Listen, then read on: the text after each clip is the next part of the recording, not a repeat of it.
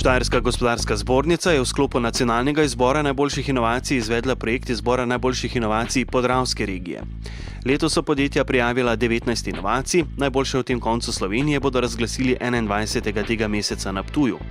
Mi pa danes začenjamo s predstavitvami prijavljenih inovacij tega izbora. Eno od podjetij, ki je prijavilo svojo inovacijo, je podjetje Menerga. Njihova inovacija ustvarja zeleno energijo za ogrevanje in hlajenje stavb s pomočjo geotermalne energije. Kot pravi direktor Menerge Danijel Muršič, gre za cirkularno rešitev oskrbe objektov z ogrevalno in hladilno energijo ter energijo za pripravo sanitarne tople vode, pri čemer za ta namen izkoriščajo izključno plitvo geotermalno energijo.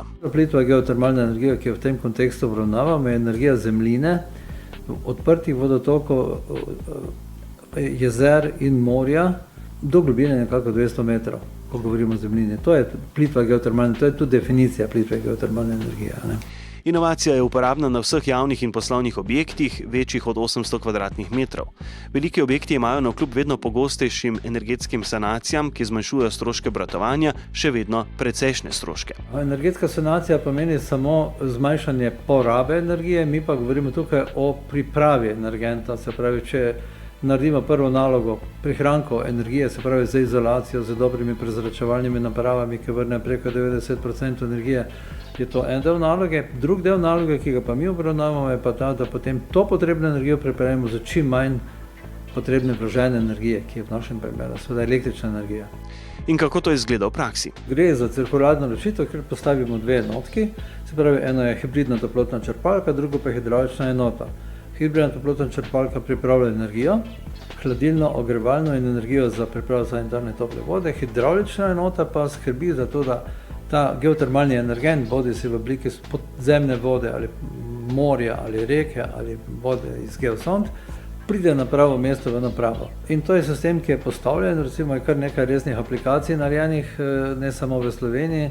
Ena od teh je v Domelu, recimo konkretno, kar je neka naše zelo odmevno podjetje, ki je svojo kotlovnico na fosilna goriva, se pravi na les, zamenjala z tem sistemom in so izjemno zadovoljni. Z inovacijo poleti hladimo, pozimi ogrevamo, še pravi sogovornik. Ko je zima, se pravi, potrebujemo ogrevalno energijo, takrat hidravlična enota poskrbi, da recimo, če delamo z plitvo geotermalno energijo v obliki podzemne vode, počrpa vodo iz vodnega sloja preko toplotnih menjalnikov v hidravlični enoti, distribuira energijo do toplotne črpalke. Ta toplotna črpalka to energijo, ki je na temperaturi kakih 10 do 12 stopinj Celzija, pretvori v energijo na višjo temperaturo, se pravi dvigne temperature na približno 45 stopinj in potem to distribuiramo v zgradbo na obstoječ sistem ogrevanja oziroma priprave energije za prezračevalne naprave. V tem času seveda toplotna črpalka, ko jemlje energijo iz te vode, hladi zemljino, v kateri se nahaja ta voda. Potem pa pride poletje in potem pričnemo uporabljati hladilno energijo.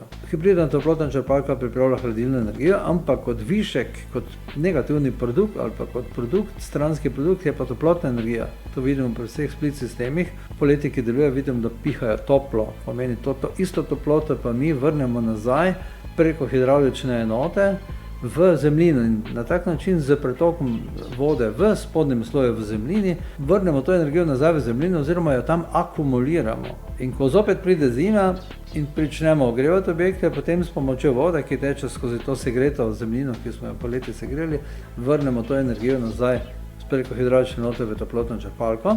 Učinek je manjša poraba električne energije. Če toplotna črpalka dobi izvor energije na višji temperaturi, recimo, da bomo imeli tam okrog 15-16 stopinj, pomeni to bistveno manjši vložek električne energije. In to je zelo zaključen sistem. Sistem je narejen tako, da v veliki meri zasleduje cilju samozadostnosti zgradb. V podjetju Menerga so inovacijo razvijali 5 let. Zdaj, implementacija na trgu z ozirom na trenutno situacijo, ki je v svetu, je, rekel, bolj kot je sedaj to aktualno, bolj nikoli ne bo aktualno. Pa mogoče niti ne bi rekel, da je pravi izraz aktualnost. Večji pomeni, da se zavedamo, da je to nujno in potrebno. In seveda se bo spremenila tudi naša miselnost, ker preprosto fosilnih goriv več ne bo in bomo morali na to gledati kot neko rešitev, ki jo imamo, kot energijo, ki jo imamo pod sabo. Da se tega zavedamo, bomo morali najprej spremeniti našo miselnost, izpostavlja Muršič. Seveda, morda je danes plin najcenejši, narediti en sistem, ki bo zajemal energijo iz globine 150 metrov, ni tako enostavno kot priklopiti plin, ampak ko plina več ne bo, ker in ga ni in ga vemo, da ga ne želimo uporabljati, ker preprosto Zemlja ne bo preživela, potem se moramo zavedati, da gremo v drugi smeri in obnovljiv vir energije, ki je v obliki te geotermalne energije, je pod nami, pod nogami in hkrati pa predstavlja tudi akumulator. Zavedanje ljudi mora iti v tej smeri. Investicija v energijni sistem se danes povrne v dobrih 4 letih. Zanimanje na trgu je pri projektantskem delu javnosti je kar veliko. Moram reči, da je na Hrvaškem zanimanje izjemno veliko. Kar nekaj objektov smo zlansirali v tem času tja. V Sloveniji tudi, mogoče malo manj, mogoče smo malo bolj zadržani, ampak gre naprej. Mi smo ravno v tem kontekstu tudi kot podjetje naredili veliko webinarjev, kjer osveščamo vse javnosti, se pravi od projektantske javnosti do investitorjev.